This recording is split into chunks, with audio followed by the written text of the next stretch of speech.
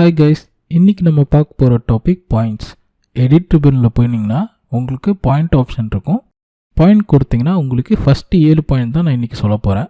On a line, on a plane, 2 points, along extension of 2 points, projected point, using centre and arc points, அப்புறம் using 3 points. இந்த 7 தான் நம்ம பார்க்க போகிறோம். சரி, ஃபஸ்ட்டாக ஆன் அ லைன் பார்க்கலாம். ஆன் அ லைன் கொடுத்தோன்னே எனக்கு ஒரு டயலாக் பாக்ஸ் வரும். அதில் எவ்வளோ பாயிண்ட் வேணும்னு கேட்கும். நான் ஒரு பாயிண்ட் கொடுத்ததுனால ஒரு பாயிண்ட் ஜென்ரேட் ஆகும்.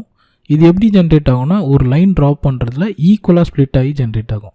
நான் இப்போ 2 பாயிண்ட் கொடுத்து அப்ளை கொடுக்குறேன். இப்போ நான் லைன் எந்த டிஸ்டன்ஸ் இருக்குதோ அதை 3 பாதியாக பிரிக்கும். ஸோ உங்களுக்கு 2 பாயிண்ட் ஜென்ரேட் ஆகும், 3 ஹாஃப் ஜென்ரேட் ஆகும். ஸோ இப்படி ஆன் அ லைன் பார்த்தாச்சு. அடுத்ததாக பார்த்தீங்கன்னா on a plane. On a பிளேனில் பார்த்தீங்கன்னா உங்களுக்கு ஒரு டயலாக் பாக்ஸ் இருக்கும். அதில் எக்ஸ், ஒய், இஜெட்டில் எத்தனை பாயிண்ட் வேணுமோ அதை கொடுத்துக்கலாம், கோஆர்டினேட்ஸ் மாதிரி கொடுத்துக்கலாம். ஆர்ஜின்றது நீங்கள் பிக் பண்ணுற பாயிண்ட் ஆர்ஜினாக செலக்ட் ஆகிக்கும், இல்லைனா டிஃபால்ட்டாக 0 0 0 இருக்கும். ஸோ நான் இப்போ எக்ஸ் அண்ட் ஒய் இஜெட்டில் நான் வேல்யூஸ் ஃபில் பண்ணுறேன். ஃபஸ்ட்டு எக்ஸ் அண்ட் ஒயில் ஃபில் பண்ணால் என்ன ஆகுதுன்னு பாருங்கள். இதில் பார்த்தீங்கன்னா 0ல் ஒரு பாயிண்ட் ஜென்ரேட் ஆகிடுச்சு, 500 வேல்யூஸில் பாயிண்ட் ஜென்ரேட் ஆகிடுச்சு.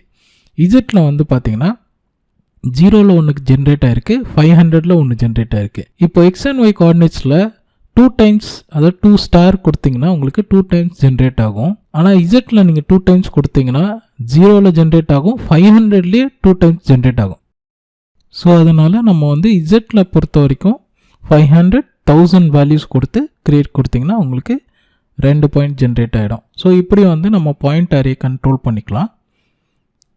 நீங்கள் ஒரு ஆர்ஜின், வேறு ஆர்ஜின் வேணும்னா ரீசெட் கொடுத்து பாயிண்ட்டை கிளிக் பண்ணிங்கன்னா உங்களுக்கு ஆட்டோமேட்டிக்காக உங்களுக்கு ஆர்ஜின் வேல்யூஸ் வந்துடும்.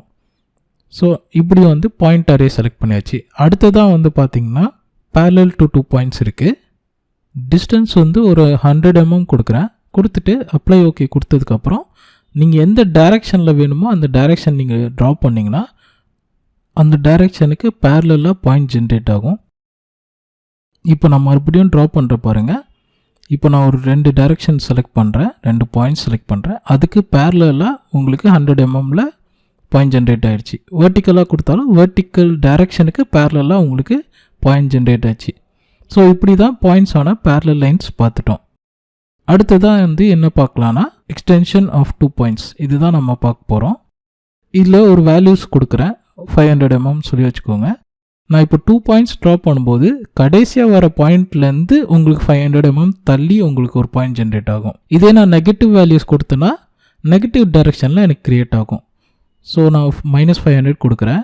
இப்போ நான் 2வது பாயிண்ட் வைக்கிறதுலேருந்து -500ல் க்ரியேட் ஆகிடுச்சு. எக்ஸ்டென்ஷன் அலாங் லைன் பார்த்தாச்சு. அடுத்ததாக ப்ரொஜெக்டட் ஆன் அ லைன் பார்க்க போகிறோம். இப்போ இமேஜினரியாக ஒரு லைன் வரைஞ்சிக்கலாம். இப்போ பார்த்தீங்கன்னா வேறு இருக்கிற பாயிண்ட்ஸை நான் இந்த லைனில் கொண்டு வர போகிறேன். ஸோ ரேண்டம் பாயிண்ட்ஸ் நான் இங்கே கிளிக் பண்ணாலுமே எனக்கு என்ன ஆகும்னா பாயிண்ட் எல்லாமே எனக்கு லைனில் தான் விழும். ஸோ இப்படி நம்ம ரெஃபரன்ஸ் எடுத்துக்கலாம். அந்த இமேஜினரி லைனுக்கு பர்பண்டிகுலராக இருக்கிற பாயிண்ட்ஸை நம்ம அந்த லைன்லேயே விட வைக்கிறோம். ஸோ இப்படி நம்ம ப்ரொஜெக்டட் பாயிண்ட்ஸ் ஆன லைன் பார்த்துட்டோம். ஸோ அடுத்த பாயிண்ட் ட்ரா பண்ணுறதுக்கு முன்னாடி நான் உங்களுக்கு ஒரு கன்ஸ்ட்ரக்ஷன் ஆப்ஜெக்ட் சர்க்கிள் ட்ரா பண்ணி எக்ஸ்பிளைன் பண்ணுறேன். ஒரு சர்க்கிள் ட்ரா பண்ணிக்கிறேன். இது ட்ரா பண்ணணும்னு அவசியம் இல்லை, ஜஸ்ட் ஒரு ரெஃபரன்ஸ்க்கு தான் ட்ரா பண்ணியிருக்கிறேன். Arc at the centre of line. இப்போ ஒரு வேல்யூஸ் கொடுக்குறேன். 500 வேணால் 50 mm வச்சுக்கலாம். ஸோ 50 ஆங்கிளில் தான் உங்களுக்கு ட்ரா பண்ண போகிறேன். ஸோ அப்ளை கொடுத்து first point, second point on ஆர்க்கில் கொடுத்ததுக்கப்புறம் என்ன ஆகும்னா உங்களுக்கு இந்த பாயிண்ட்லேருந்து பாசிட்டிவ் டைரெக்ஷனில் 50 டிகிரியில் உங்களுக்கு ஒரு பாயிண்ட் ஜென்ரேட் ஆகிடுச்சு, இதே ரேடியஸில். ஸோ இப்போ பார்த்துட்டிங்கன்னா டிஸ்டன்ஸ் கொடுக்கும்போது என்ன ஆகும்னா நான் வைக்கிற பாயிண்ட் 2வது பாயிண்ட்லேருந்து பாசிட்டிவ் டைரெக்ஷனில் 50 mmல உங்களுக்கு ஒரு பாயிண்ட் ஜென்ரேட் ஆகும். நான் ஆங்கிள் கொடுத்ததுனால இப்படி வந்துடுச்சு. மறுபடியும் டிஸ்டன்ஸ் கொடுத்துட்டு உங்களுக்கு எக்ஸ்பிளைன் பண்ணுறேன்.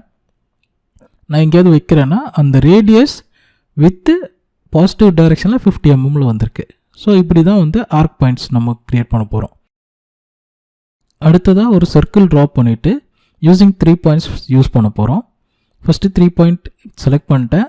இதே மாதிரி தான் ஆங்கிள் கொடுத்துட்டு 3 பாயிண்ட் வைக்கும்போது 3வது பாயிண்ட்டு தான் உங்களுக்கு ரேடியஸாக எடுத்துக்கிட்டு அந்த பாயிண்ட்டை ரெஃபரன்ஸ் வச்சு உங்களுக்கு 30 டிகிரியில் க்ரியேட் ஆகுது இன் பாசிட்டிவ் டைரெக்ஷன்.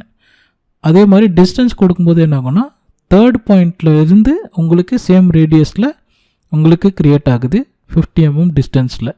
ஸோ இப்படி வந்து நம்ம இந்த ஃபஸ்ட்டு 7 பாயிண்ட் வந்து நம்ம பார்த்துட்டோம். ரிமைனிங் வந்து செகண்ட் பார்ட்டில் பார்க்கலாம். Thank you guys.